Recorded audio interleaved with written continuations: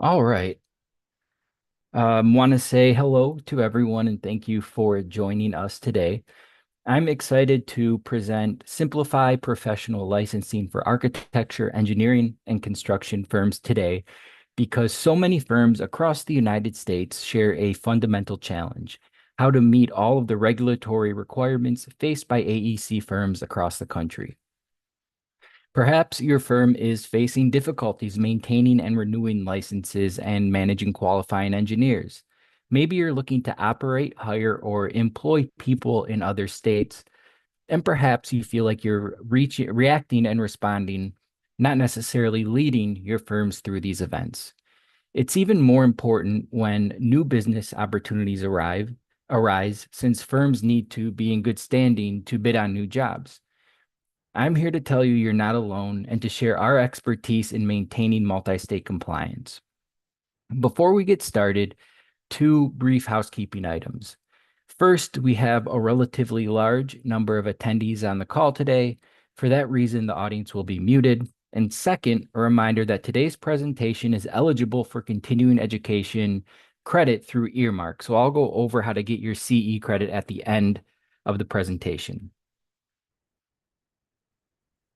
A little bit about me. My name is Kevin Miner, and I am an account executive here at Harbor Compliance. My email address is listed here. Please don't hesitate to reach out if you think of a question after the call, whether that's today, tomorrow, or in the future. I'll also share my contact info again at the end of the webinar.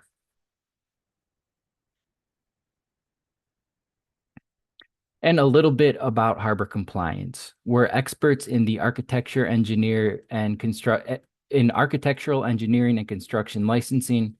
Since 2012, we've helped over 40,000 clients simplify navigating regulatory requirements in the AEC industry alone. We have helped over 8,700 AEC firms apply for, secure, and maintain licensing, business life cycle, and tax requirements.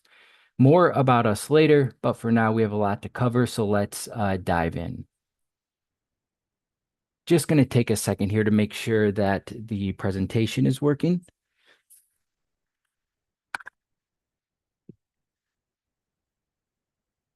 First on today's agenda, we're going to cover the benefits of compliance and how it helps your firm strategically. Then we'll discuss what to expect in AEC firm licensing.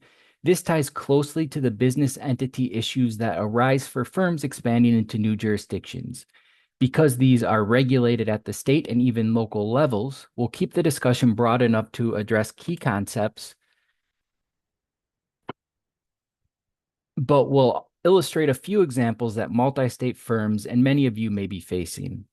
We'll discuss the comprehensive management solution that firms need to comply with all regulations, avoid potential issues, and mitigate risk, and how, with a proactive approach, firms can be better primed to compete.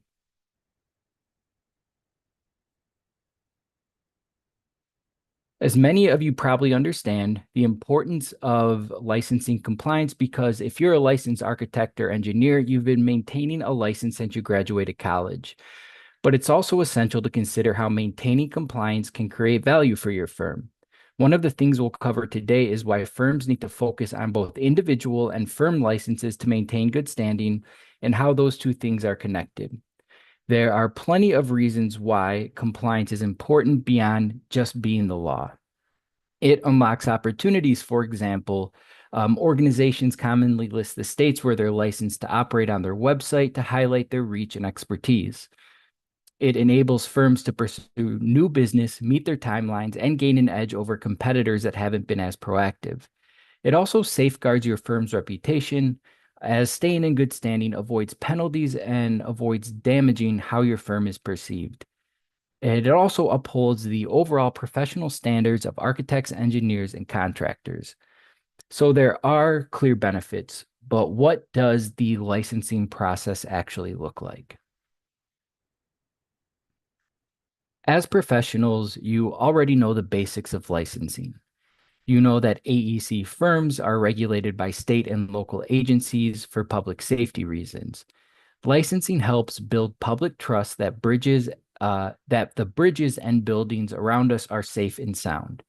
You also know that the licensing process requires engineers and architects to complete professional education, sit for proficiency exams, and keep up to date with continuing education credits, which they then report to the state licensing boards as part of renewing their license. You probably also know that firms face licensing requirements as well. Before companies can apply for these licenses, known as certificates of authorization, they need to ensure that their legal entities meet certain requirements around naming, business structure, and ownership. Once those requirements are met, they have to register their legal entity with the Secretary of State. And importantly, they have to select at least one qualified individual as the professional in responsible charge, also known as the qualifier, when applying for an AEC license. From that point, both the firm and the individuals need to renew their licenses regularly, and the legal entity needs to maintain registration with the Secretary of State or local equivalent. The link between the qualifier licenses and the firm's certificate of authorization is absolutely key. If the qualifier fails to maintain their license, it puts the entire firm's ability to transact business in that jurisdiction at risk. Something that's vital to recognize is that even though each state might have its own unique requirements, which we'll dig deeper into a little bit later, they don't exist in a vacuum. In fact, nearly every licensing board asks about legal and financial penalties occurring in other states. That means that if you fail to complete your regular licensing requirements in one state, the damage can spread to everywhere in every jurisdiction in which you do business. In other words, when you lose good standing in one state, you might lose your eligibility to apply for licenses elsewhere. Now I'd like to start on the four most common challenges that we see in managing AEC licenses, and those are managing qualifiers, securing new licenses, managing renewals, and monitoring changes to requirements. Let's dive right in with managing the individual licenses of the professionals tied to your certificates of authorization. These are referred to by a lot of different names, such as professional in responsible charge, managing agent, qualifying individual, and many others. For simplicity, during this presentation, we'll use the catch-all term of qualifiers. A qualifier is the licensed individual designated on your firm's license as being responsible for the firm's work in a state. As the saying goes, theirs is the license on the line. Managing qualifiers is critical for businesses because, as we just outlined, the licensure of these individuals directly impacts the overall standing of the firm's license. This quote from the state of Illinois illustrates just how important this is. The design firm will become inoperable for all professions if the license of even one managing agent becomes inactive or not renewed. That is why it's essential to be on top of every single license for professionals in responsible charge at your firm. In most states, without a license qualifier, the firm's initial license application will be denied. Also, any change in the qualifier's information or a change in qualifier altogether must be reported within a short period of time, and usually that's within 30 days. But in some states, it can be as few as 10. Now, we know that changes in qualifiers can happen for all kinds of innocuous reasons, such as an individual moving home address. They can also happen for more significant reasons, such as an individual departing the firm through retirement, resignation, or even winning the lottery. Whether these changes are sudden or expected, firm management needs to be ready to update the licensing boards. If an existing qualifier leaves and no one holds the proper state license, someone is going to have to sit for the exam. And if the firm does not report the change, states can and do assess severe penalties for operating without a designated qualifier, up to the denial of the firm's right to practice. Since nearly every licensing board asks about legal and financial action occurring in other states, The damage can spread across all of your business and range from financial to reputational and everything in between. This is why managing qualifiers is mission critical for the firm. Here's what you can do to meet the challenges proactively. First, know which qualifiers will be designated for each business entity in each state. Many states issue licenses to specific areas of specialty, such as structural versus mechanical for engineers and residential versus commercial for contractors. Firms that practice in multiple areas across multiple states need to know the licenses for each. When attempting to register in a new state, this means any qualifiers generally must be licensed in advance. Firms must be proactive. No one wants to miss a key opportunity because a qualifier was not licensed in time. Next, ask your team, do you know who your firm's or clients' qualifiers are currently? In which states and entities are they acting in that capacity? If that person leaves the firm tomorrow, who could fill the role within just a few weeks or even a few days? Answering those questions will identify any gaps that you need to address. Lapsed licenses may incur penalties to reinstate, so it's better to tackle these types of issues head on. Once your licenses are in order, work to identify individuals who could step in as a replacement qualifier. Firms should work towards having a contingency plan, especially in key jurisdictions. And you must consider the state processing time. We'll talk more about this, but you probably already know that licensure involves multiple agencies, and many licensing boards have only a handful of staff that meet on an infrequent basis, such as monthly. Expediting an application simply may not be possible, regardless of who handles the submission. The state of New York, for example, can take upwards of 4 months to approve the formation of a design professional corporation, and that's assuming everything was submitted in exact accordance with the state's rigorous standards. As a result, management must take a significantly longer-term view with respect to licensing. Compliance becomes integral to the firm's ability to pursue out-of-state opportunities, as well as to maintain the right to practice on an ongoing basis. It is simply not possible to react and attempt to pursue licensure in response to an opportunity. Most times that opportunity will have passed. Finally, much like managing firm licenses, firms need to invest in a way to manage qualifiers.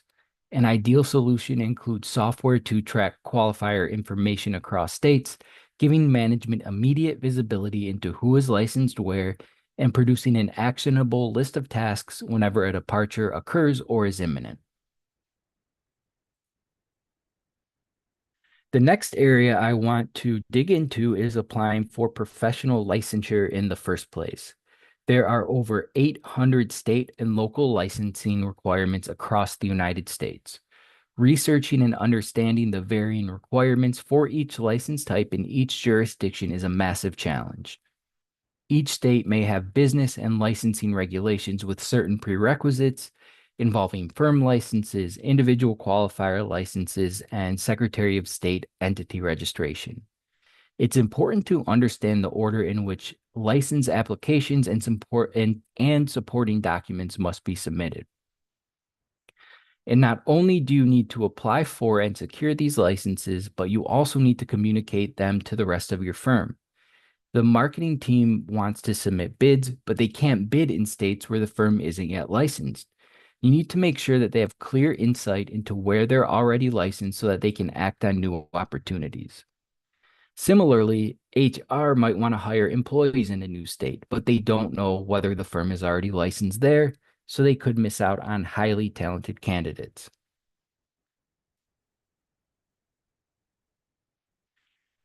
One of the most common times that firms need to obtain new licenses is when they're expanding into other states, which brings us to the topic of foreign qualification. When registering for foreign qualification, the exact requirements can trigger tremendously, and AEC firms are particularly susceptible to hyper-specific restrictions. First off, different states can structure the process differently, and have varying forms that need to be filed with the appropriate state agencies. For example, the Secretary of State, the Department of Revenue, and licensing boards, and these must all be filed before beginning to transact business. Because of these differences, there can be a huge variation in processing times and expected approval timelines. We'll take a look at an example of that in just a minute. It's also important to research each state's process and the order of operations between agencies when registering the business in another state, which we'll also dive deeper into in a minute. AEC firms face business structure requirements when foreign qualifying too. You're probably familiar with certain professional entity types like a professional corporation, a professional association, or a PLLC, a professional limited liability company. Professional entities are registered and named at the state level, and the requirements also differ from state to state. In addition, many states have distinct name requirements for AE firms, and in most states, only companies that are authorized to practice architecture or engineering are able to use those terms in their legal name. Other states actually require that the licensed firm use those terms in their name. For firms that were originally formed in states that don't require one of those words, they may need to use an assumed name in the new foreign state that includes the specified term in order to comply. And the forced assumed name must be used in state on everything from tax accounts, firm licenses, and even contracts and invoices. As a matter of consumer protection, states want the principals of AEC firms operating within their states to be licensed, hence qualified to run the practice. But states have varying ownership thresholds. That's one more thing you'll have to consider when expanding your business. And while you're entering all of these new states, don't forget about tax registrations. As you go through the process of expansion, it becomes more and more challenging to lean on different tools and vendors. Centralizing your licenses via one platform can make the expansion process far easier, so you always know where to find the correct information. You can see the QR code on your screen there. We've put together a comprehensive guide to foreign qualification that you can definitely use as a resource. Next, we're going to move to the poll question, which is expanding registration.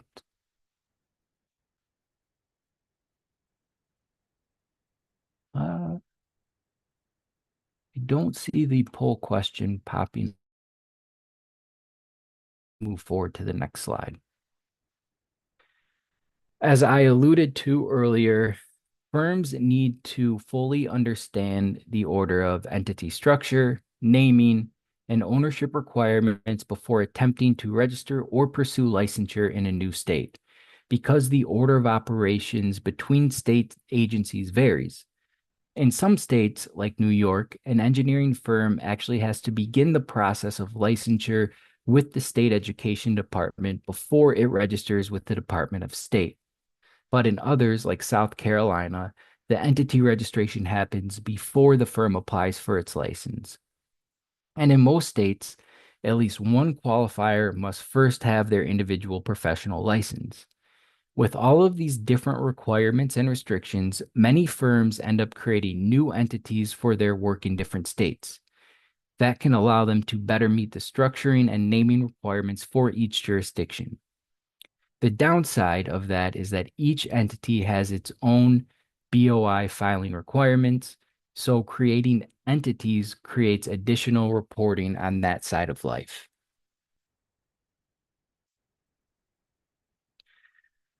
For those who aren't already aware, the federal government is now requiring all business entities to file information about their beneficial owners as part of the Corporate Transparency Act. This beneficial owner information reporting requirement will help the U.S. Department of Treasury better prevent and investigate financial crimes like money laundering. This applies at the business entity level, and there are an estimated 32 million entities that will have to file this year. We have plenty of resources surrounding BOI filings in our information center, including a webinar, so I'd encourage you to take a look and learn more about the new requirement. The important thing to know here is if you're creating separate entities in different states, you'll have to file BOI for each of them. Additionally, we are aware that the CTA is under legal review following a preliminary injunction made by a district in Texas and the subsequent legal proceedings that have followed. The general consensus among legal thought leaders is that CTA is not going away. This preliminary injunction, which is not permanent, has been swiftly appealed by the DOJ. Companies and their advisors can either get the filing done and move on, or track the cases and take the risks. Companies who purchase our service can immediately take the work off their plates. We'll collect the information and file at the appropriate time. So now let's take a closer look at what it actually looks like to obtain licensure in a new state. In this case, we'll look at New York. Here's an example of a fast-growing Maryland-based firm that had an employee starting in the state of New York, that has an employee starting in the state of New York in a month. In New York, foreign registration with the Department of State can take several weeks on its own. To set up the domestic design professional corporation, it can take months.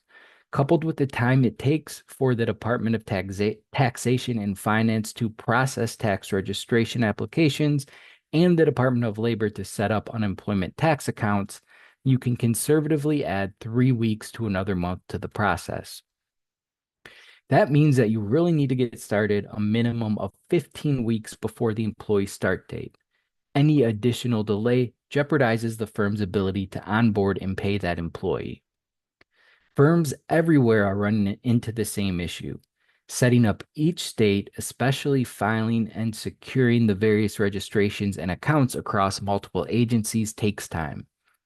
With out-of-state registration, it's just not practical to wait until you have an employee ready to start, and it's not efficient to repeat the scramble in each and every new state.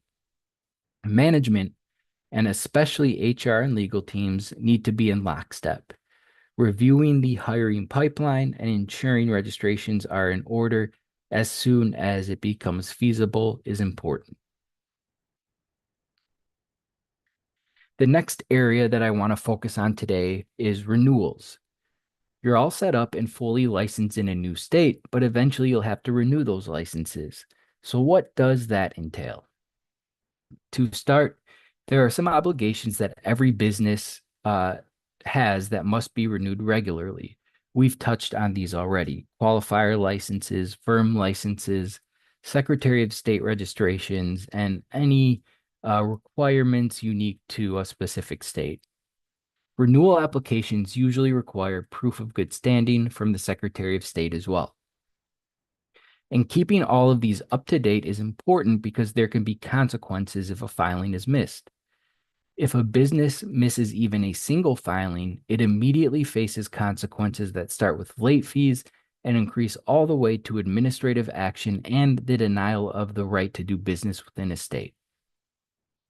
Administrative action can usually be undone by a process called reinstatement, where the firm pays all back taxes, filing fees, and penalties, but it's a costly and lengthy process. Not to mention the reinstatement becomes part of the business's permanent record. Sometimes firms that have an entity that no longer operates in a state, so they decide that they don't want to pay the fees or keep up the obligation to maintain it. Then suddenly they find an opportunity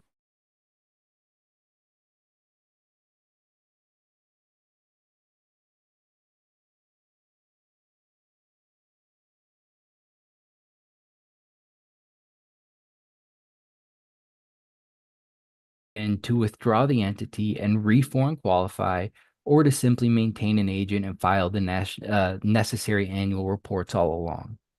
In general, both maintaining an entity and closing it properly are less expensive and less risky than letting it lapse into noncompliance.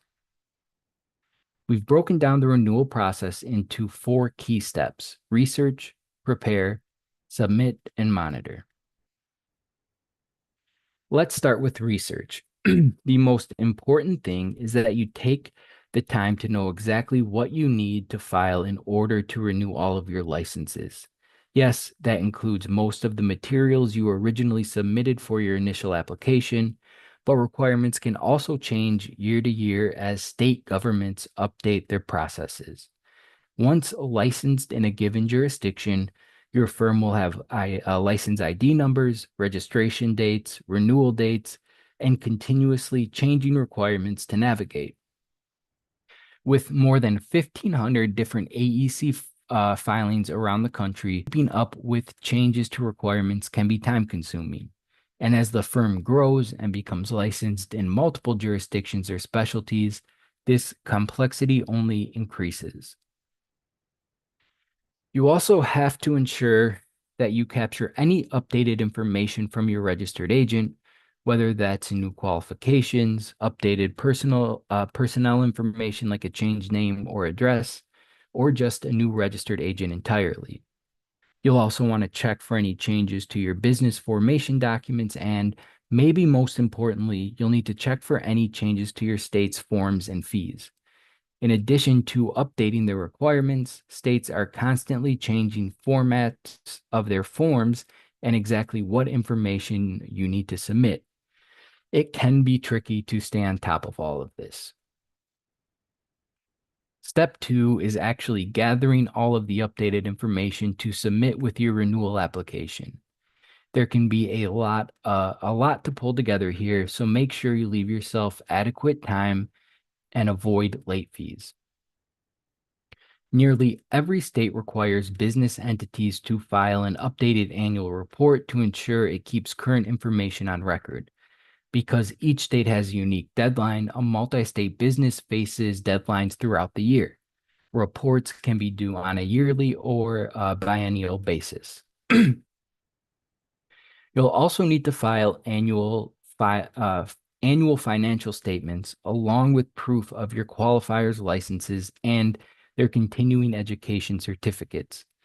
Make sure you're tracking these in one central location as they're completed throughout the year so that you don't have to hunt them down at renewal time. You'll also need to pull your current surety bonds and insurance documentation to ensure that those are in good standing and compliant with state requirements. Many states also require the business to file and pay taxes to maintain corporate good standing, such as California, New York, and Texas. Pulling all of these documents together every time you have a renewal deadline, which, as we mentioned, can be at different times of the year in different states, can be a hassle. So it's essential to keep them stored in one central location to expedite the process. The third step in the renewal process is actually submitting your renewal applications. And the most important part here is to try to hit your deadlines. You don't want any unnecessary late fees or potential hiccups that could impact your ability to do business. Make sure you're tracking different states' renewal cycles, whether they're yearly or every 2 years, whether they're on the first of the month or on the anniversary of your initial licensing or a different date entirely. Many firms expect their individual engineers to manage their own continuing education and license renewals, but that can increase risk because the firm has no oversight. Because even a single lapse license from a qualifying engineer can have major consequences, the firm should invest in a solution that, at a minimum, gives management direct insight into the status of practitioners in any state and at any time. Finally, be aware that the more jurisdictions you expand into, the more complex and time-consuming this process can become. Be sure you're allocating the proper resources and implementing the right systems to streamline it. Relying on spreadsheets and manual reminders runs the risk of a critical lapse, leading to direct financial penalties.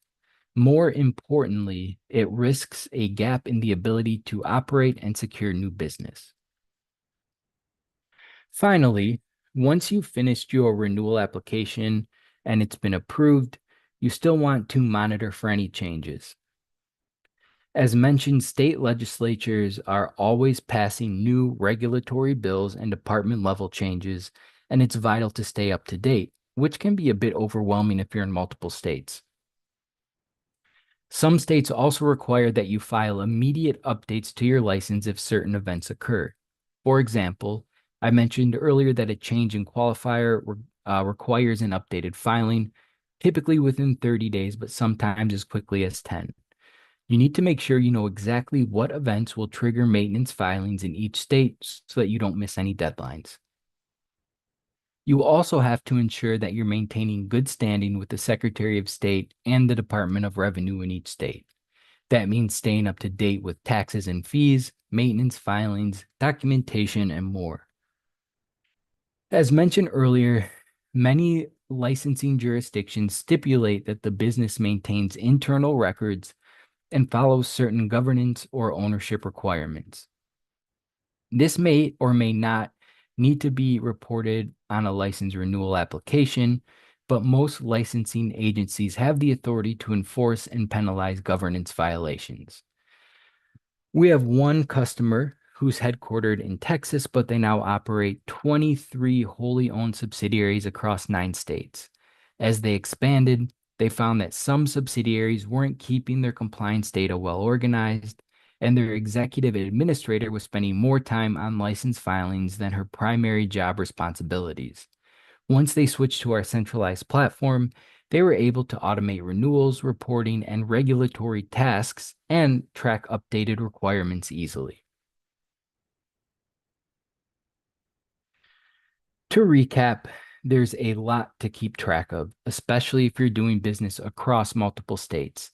As you can see on this slide, there are 800 plus AEC licenses, more than 1,500 AEC license filings, 2,000 plus U.S. filing authorities, more than 20,000 unique filings between the Secretary of State, licensing boards, and departments of revenue, and more than 50 different continuing education requirements, 50 states' continuing education requirements.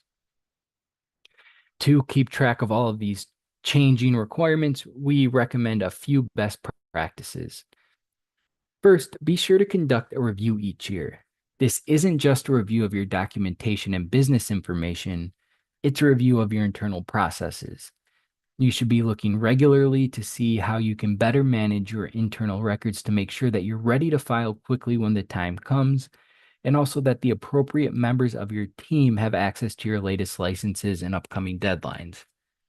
Second, make sure to incorporate new requirements into your licensing and compliance management system.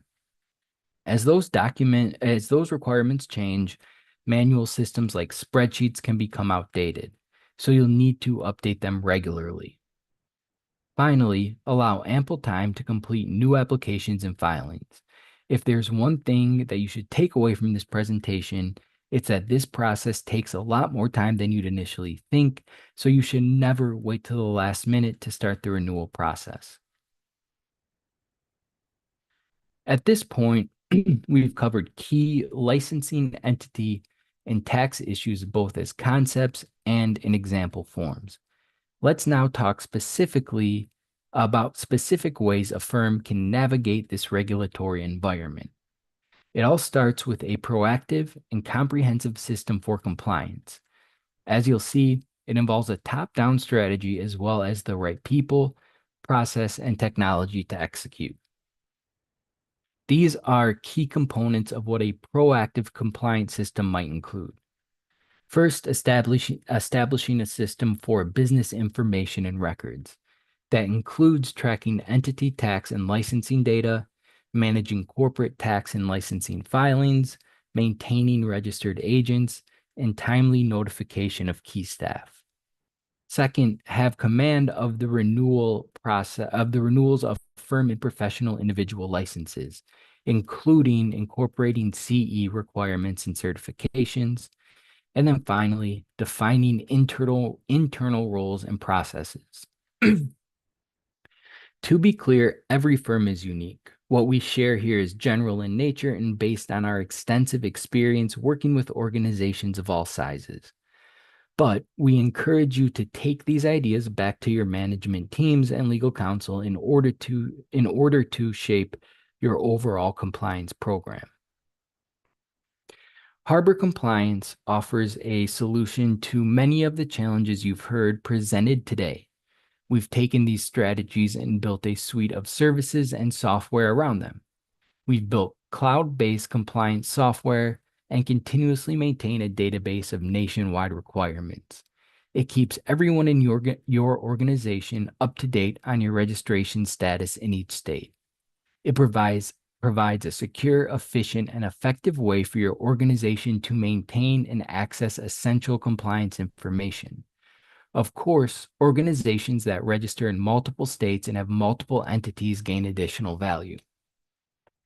Access to our software is available as part of our managed services or as a standalone solution. There are 4 purpose-built modules, which include License Manager, Entity Manager, Tax Manager, and Records Manager. So when we talk about needing a single place to manage registration data, records, and reporting timelines, our software modules do just that. They provide your organization with valuable reporting insights needed to easily assess where your business is registered. At this point, we want to say thank you for joining us today. As I mentioned at the start of the presentation, today's session is eligible for continuing education credit through Earmark. You can use the QR code on the screen now to download the Earmark app, and after the session concludes, we'll email out a 5-question quiz. Once you complete the quiz, you'll receive your CPE credit. At this point, we want to say thank you for joining us today again, and also offer you a free Harbor Compliance Score, where we will verify your compliance status for the various business entities you have set up nationwide. If you're interested in getting a free Harbor Compliance Score, please let us know in the chat box, or you can reach out to us after the presentation. I want to say thank you again for joining us today, and hope that you enjoy the rest of your week.